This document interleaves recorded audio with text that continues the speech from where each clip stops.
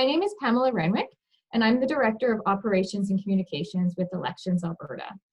My presentation today is going to focus on the possibility of a Senate election and/or a referendum vote being held in conjunction with the 2021 municipal elections. At this time, we are assuming that the events will be held based on the comments made by the Premier and the MLAs in the Assembly and the media. I get my news on these events the same way that you do. So I've heard this week from the Premier on Facebook Live. He indicated that there would be referendum. There was talk of up to 3 questions, and there was talk about Senate. So we're definitely planning like these events are going to occur.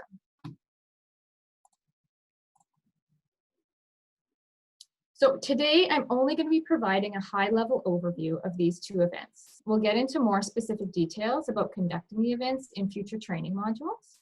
We will, however, share an information package after this session with additional information that those that want to really dig into some of the details behind these events. For today's topics, I will start with providing some background information about Elections Alberta for those that might not be familiar with us, talk about legislation that governs these events, take a look at legislated timelines that we are working with, and then talk about the roles and responsibilities of Elections Alberta, municipalities, and municipal affairs in delivering these 2 events. So briefly, let's talk about who is Elections Alberta. So Elections Alberta is an independent, non-partisan office of the legislature. We administer provincial electoral legislation like the Elections Act and the Election Finances and Contributions Disclosure Act. Elections we administer are provincial in nature. So we're involved in the Senate election and the referendum vote because these are also provincial in nature, because all Albertans need to have a voting opportunity, and the events are and the results are reported as a provincial event. Outside of an election event, Elections Alberta has about 30 staff that works for it in 4 main areas. So there's the operations department, which I'm responsible for, which is responsible for the provincial management of the conduct of the Senate and the referendum vote. So you'll be interacting with us if you have questions, if you need support, and when you're getting supplies from our office. We also have a finance department, and they're responsible for registering candidates and third-party advertisers under the Election Finances and Contributions Disclosure Act. And they deal with all of the reviewing of the financial filings and accepting those pieces for Senate candidates, as well as the third parties under Senate and referendum. We also have a compliance and enforcement department. And so they're responsible for the investigation of complaints regarding Senate candidates and third-party advertisers for Senate and referendum votes. So they will take care of those complaints. And I think some of you have already met some of the compliance staff, because they're also responsible for investigating complaints made under Part 5.1 and 8 of the LAEA. So these were staff that were previously part of the Election Commissioner Office, and they're now part of Elections Alberta. So a bit of a dual role when we look at municipal elections. The IT and Geomatics Department takes care of all of our IT and mapping needs. So in regards to Senate and referendum, we are working with Municipal Affairs to update the elections database in MA Connect. So we thought this was really important so that you could provide us with all the information that you need to about these events within a system that you're already comfortable with. And if you're a municipality that hasn't used the EDB or the elections database in the past, we would really encourage you to do so, because this time you can now report to Municipal Affairs and Elections Alberta in one system at one time. Now that you know a bit about who we are, let's talk about the governing legislation behind the Senate election and referendum vote. So Alberta has had Senate elections in the past, and they've been run in the municipalities in the past as well. And this was done under the Senatorial Selection Act. This piece of legislation expired in 2017, but it was reintroduced as a new bill in 2019, with many of those same historical sections reappearing in the new bill. So it is now known as the Alberta Senate Election Act. And so it has some minor amendments to modernize it. And so after we saw Bill 13, both ourselves and Municipal Affairs identified some areas where we thought further modernization was going to be necessary to run these elections with municipal elections. And so then we saw Bill 27, which was passed this summer, that amended the Alberta Senate Election Act and dealt with some of those issues that we had found. So the Act provides a high-level structure for the roles and responsibilities of Elections Alberta, municipalities, and municipal affairs. It provides a process for conducting the election, whether it is held with a provincial or a municipal event, and what aspects of the Election Act and the LEA apply. It outlines the candidate nomination process and who is eligible to run as a candidate. It also provides timelines and a process for results reporting and for conducting any judicial recounts or appeals that may be applied for. This summer, 3 regulations were also introduced under the Act to provide additional details on the conduct of the Senate election. The first, the Senate Election and Local Authorities Election Forms Regulation, provides updates to the prescribed forms used for municipal elections to also include Senate election. So with this regulation, you will not have to use an independent form to report on Senate election pieces. For the most part, they're combined. So it might be another piece of information or a checkbox on your prescribed forms. The Senate Election Grants Regulation provides the formula that municipal affairs will be using to reimburse municipalities for conducting this event through grants. And the Senate Nominee Regulation provides forms for the use of Elections Alberta and information on the term of an elected Senate nominee. Now, it's important to remember that this Act and these regulations do not work alone. When the Senate election is conducted with another event, like the municipal election, it is meant to be conducted using the same processes being used for that election. So the majority of the requirements actually come from the LEA.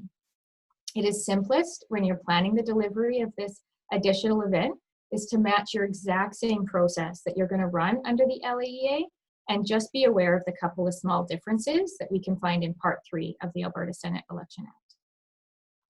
As well as in regards to the financial obligations of the Senate candidates and third-party advertisers, those are all contained within the EFCDA, the Election Finances and Contributions Disclosure Act. So there's chunks in there that deal with the Senate candidates and the third-party advertisers. So it's an important piece that we'll be following as well. Now let's take a look at what we know about referendum legislation. You can see by the screen, it's a little bit shorter of a list. So Alberta has had a Constitutional Referendum Act in place since 2002, but a referendum has not been held under this act. And so that act was amended this summer and is now known as the Referendum Act. The amendment bill added the capacity for non-constitutional referendums to take place, and it amended the EFCDA to allow for referendum third-party advertisers.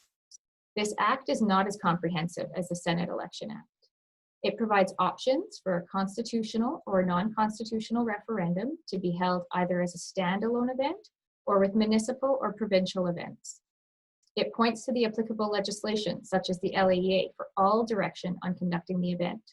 There are no outlined roles and responsibilities, nor are there timelines for issuing the order for the event or releasing the results.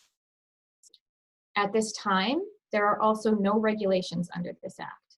Together, Elections Alberta and Municipal Affairs have requested regulations to provide clearer roles and responsibilities, timelines, prescribed forms, and grants for municipalities.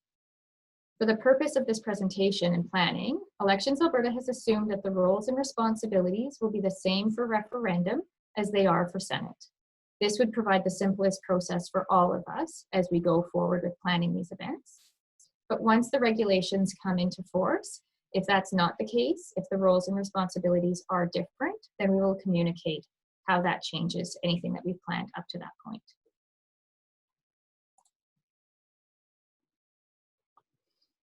Now, I know one of the biggest questions you probably all have is, when will we know if we're actually conducting these events?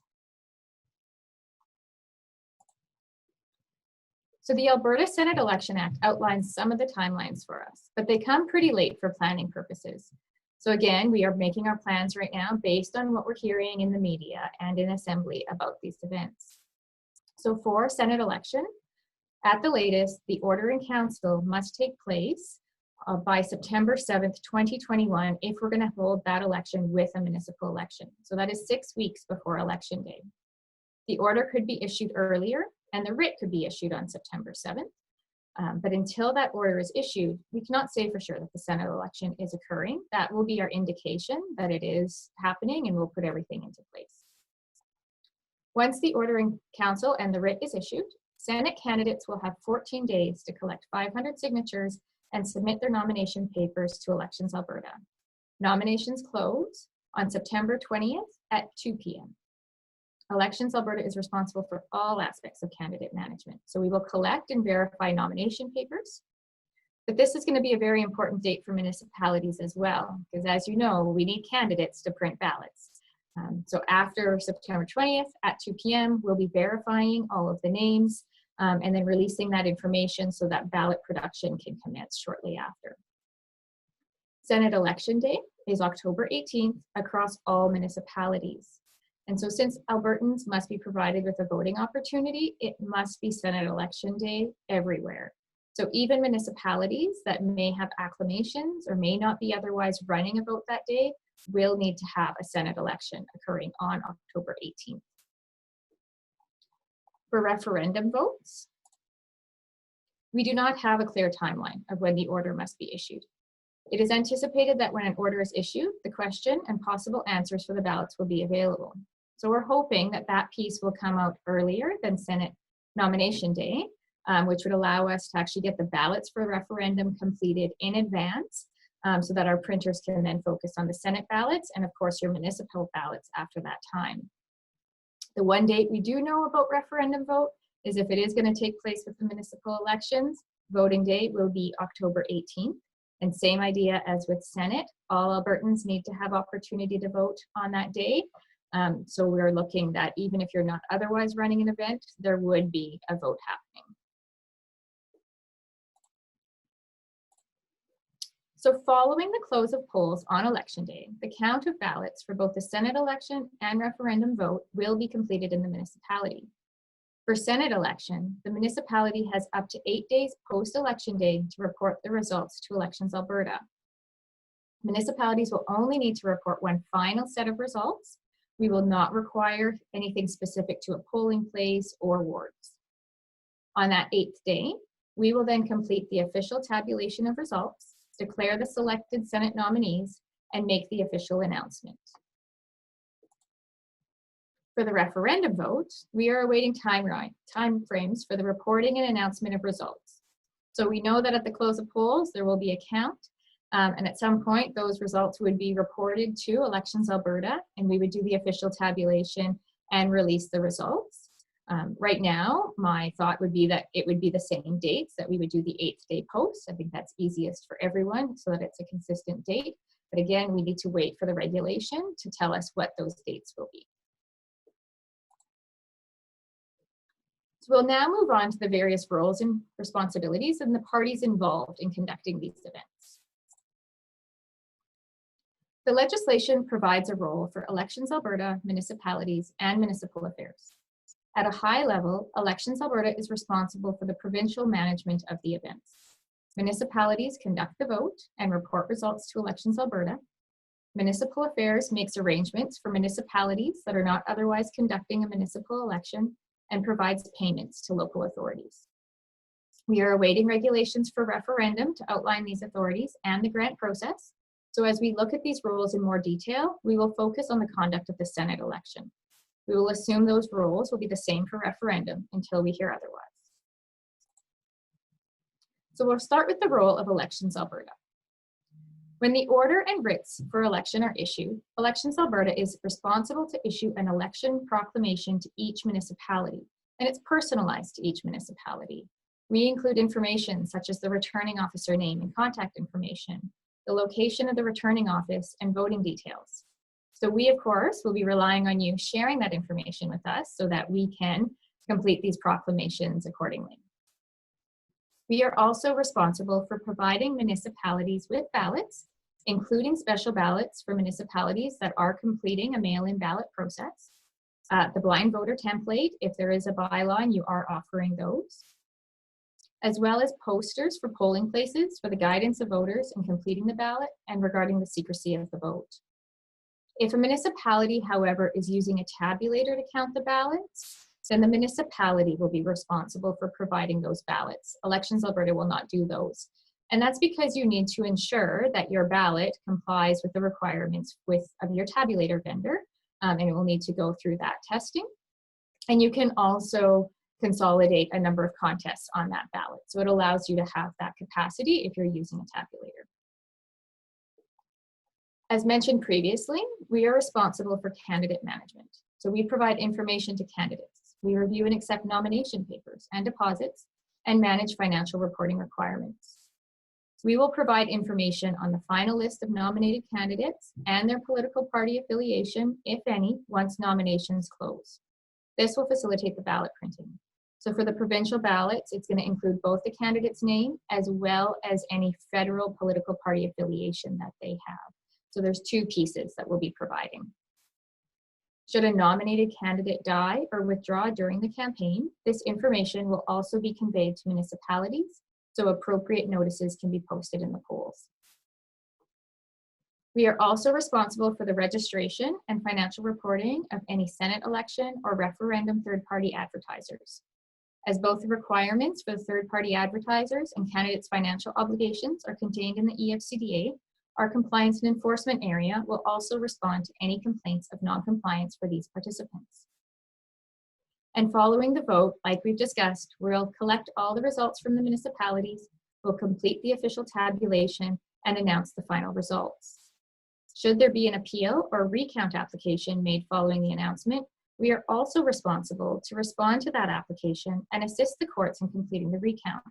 This would include the collection of ballots and/or tabulator results from all municipalities. So I'm sure you'll all agree with me that we definitely don't want to be in a recount position because collecting all the ballots across the province sounds like a huge job. Now, the role of municipalities. The largest and primary role is to conduct the vote. Largely, you will follow the process established in the LEA. All the same voting opportunities that are offered for municipal ballots also apply to Senate and referendum ballots. So if you are offering advance polls, institutional votes, special ballots, these processes would need to include issuing all ballot types to electors. If you are a smaller municipality and you're not required to offer an advance poll, and you choose not to, and you don't have a bylaw indicating that, then your municipality would not have an advanced vote for the Senate and referendum ballots. So it really follows what you're doing under the LEA. So if you're issuing a ballot, you get to issue them for all contests that are occurring. Following the close of polls, your election staff are going to have the massive job of counting the results from these various events and producing those results. In the days following election day, the results will need to be reviewed by your returning officer so that a statement of official results can be completed by that returning officer and submitted to Elections Alberta. So they're going to be doing that consolidation from all your polling places, all your wards, to provide us with that one final number. To facilitate the shared roles and responsibilities, municipalities also need to share information with Elections Alberta in addition to the results.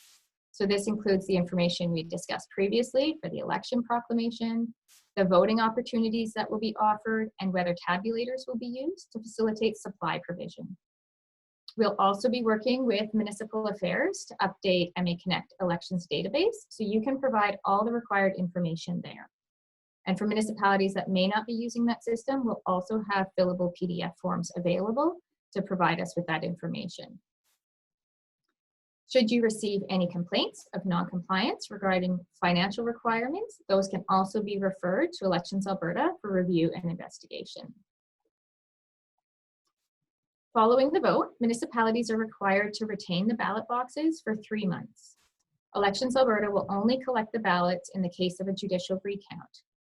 If tabulators are used, only the result reports are used in the recount process, so tabulator ballots would not be collected in any situation. And finally, Municipal Affairs.